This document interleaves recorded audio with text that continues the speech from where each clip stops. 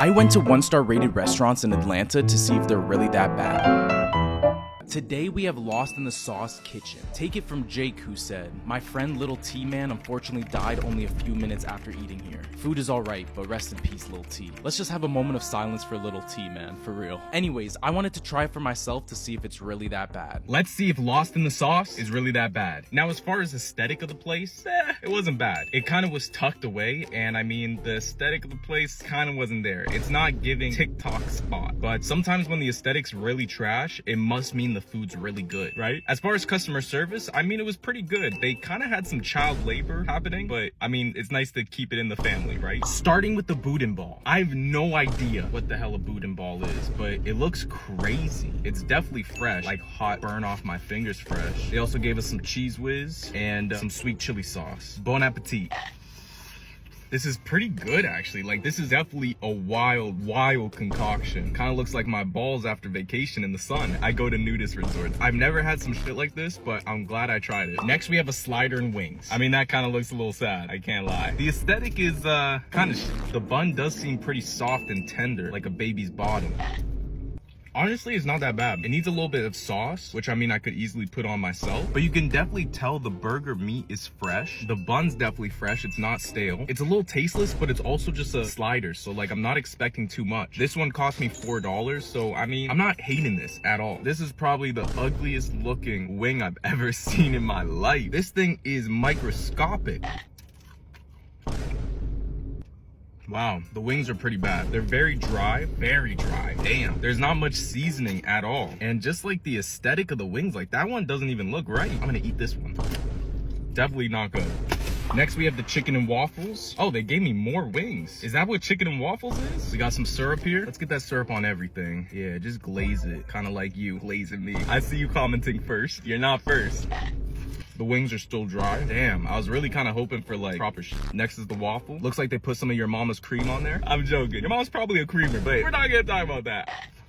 Yeah, the waffles are pretty bad. There's not much flavor, even though like I put a lot of syrup on it. The cream's pretty good. I do think the waffle's a little dry. Like I might need to put even more syrup on it. But the thing is I'm okay with a little bit of less sweet waffle if it came with chicken that I actually would like to put together in chicken and waffles. So overall, what do I think of Lost in the Sauce? Is it really worth a 1 star? I'm gonna be honest, I don't think it's worth a 1 star. I really like the boudin ball. I like the slider. The waffles were okay, and the wings just were not good. I also only spent $28 for all that food, so I mean, pricing is definitely right. Do I think I would die like this man? We're gonna find out. If you guys don't see another post from me, you know who's to blame. But based on my experience, I'm gonna give Lost in the Sauce a 3.2 out of 5. Today we have Lucky Buddha. Take it from SB, who said, "Can I say I'm baffled? The last 2 times have been insane. He demanded I give him a tip before he could hand me my bag. Like, huh? He told me he was gonna key my car. Like, this is beyond the craziest experience I have ever had ordering food at a restaurant. Or even this guy who gets in a heated exchange with the owner." It's different.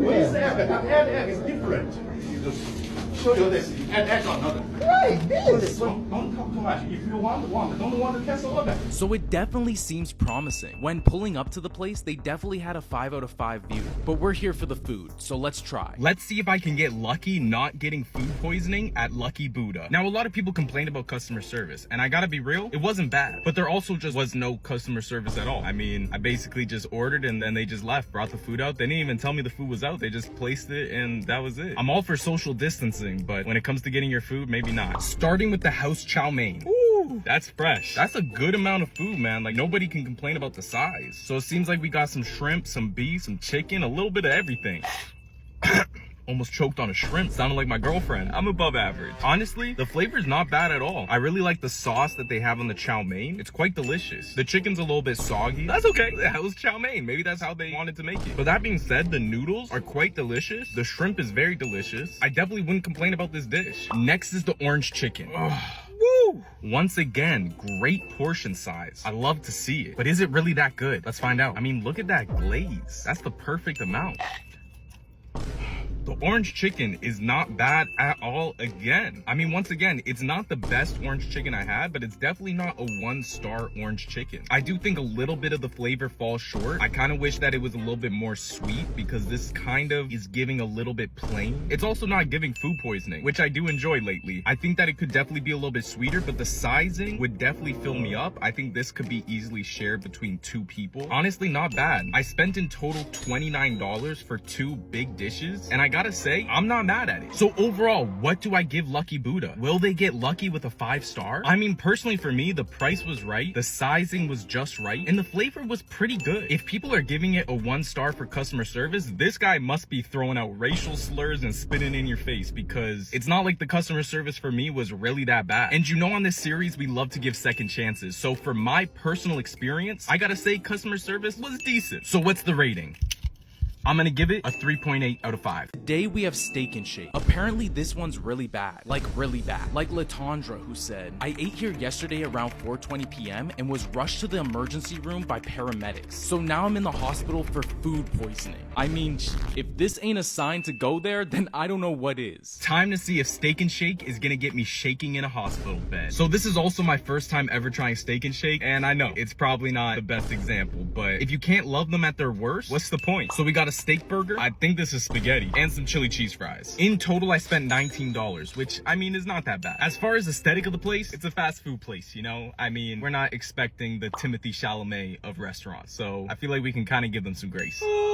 Okay. No, this looks bussin'. That looks like a pretty picture perfect burger if I'm not mistaken. Look at that cheese just melting off, ooey gooey. You got some onion, ketchup. The onion kind of looks a little, I don't know, I'm not fucking with onion. This looks juicy as hell though. I feel like this is gonna be bomb. Look at that bun. It's like the top of Michael Jordan's bald head. Bon appetit.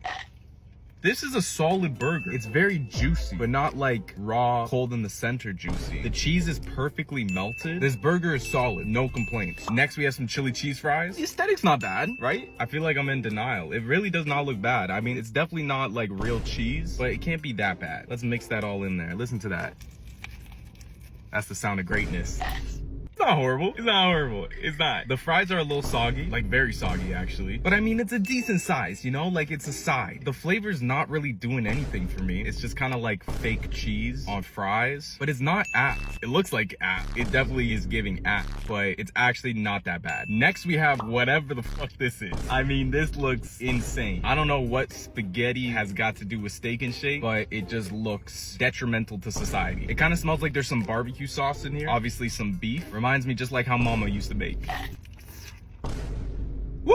It's definitely really tangy. Definitely got a lot of barbecue sauce in there. It's not really like traditional spaghetti. I mean, we already know it's not traditional spaghetti. Let's be so for real. It's definitely my least favorite out of everything, but it's also not, it's definitely not 1-star. They give you some meat chunks in here. I don't know who would go to Steak and Shake and order this, but if you do, you might be going to Steak and Shake a little too much. But it's not the worst. It's not the greatest either. So overall, what do I give Steak and Shake? Do I believe it's 1-star? I do not. I mean, the fact that this is one of the lowest rated Steak and Shakes, and it was actually kind of good. I mean, the burger was bomb, and the chili fries and spaghetti were okay. But I also think I'm kind of a freak for getting spaghetti at a Steak and Shake. But you guys let me know. Do you guys usually get spaghetti at Steak and Shake? As far as cleanliness, it's no better than any other fast food place. I mean, the only way to truly know if it's a 1-star is if I get food poisoning and die. I'm not ready to die. I still have so many 1-stars to go. But as far as my experience at Steak and Shake, I gotta be real. I gotta give this place like a 3.8 out of 5.